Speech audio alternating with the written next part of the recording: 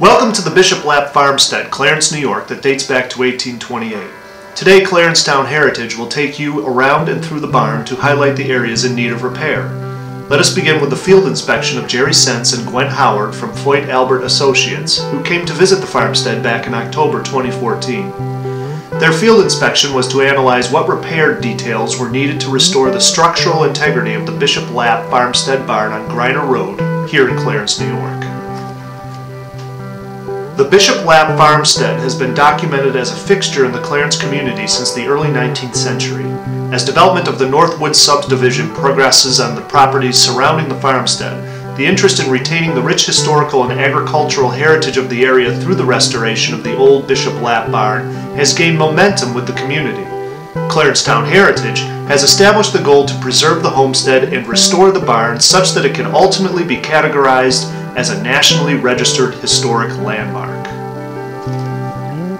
The wood-frame barn is defined as an old Pennsylvania German-style structure that was constructed with cut-timer dimensional beams, roof purlins, and support columns.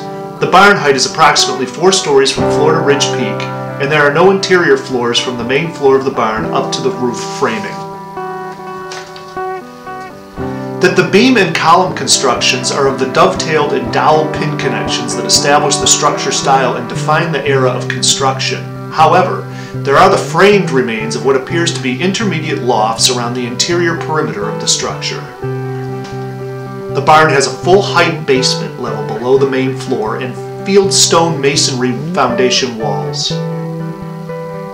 Joist beam, as seen here, has been compromised by a feed rail being cut to clear through a major support joist. The northern wall's foundation is compromised, with the wall splitting most likely due to the weight of the roofs. It is likely that no original construction plans are available for the barn due to the age of the structure.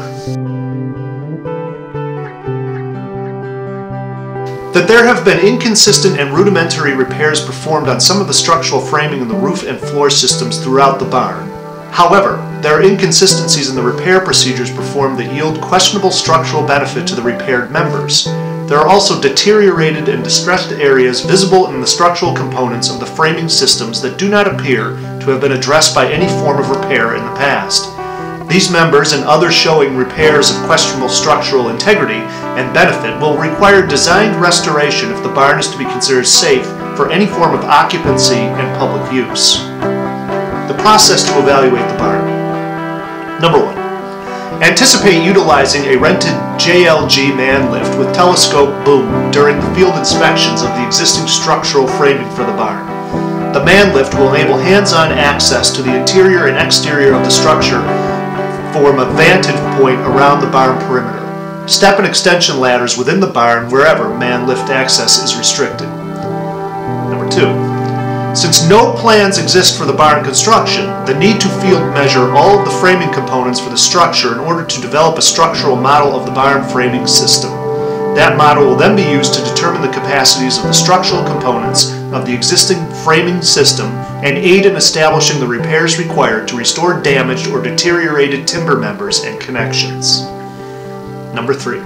It is likely that our investigation of the restoration process will include the recommendation that the old roofing piles in place under the existing metal panel roof system be removed in order to improve the structural capacity of the old roof framing by reducing dead load on the roof. Finally, to assign cost to the tasks involved in the process of rehabilitating the barn once we have established the magnitude of the repairs required for the restoration.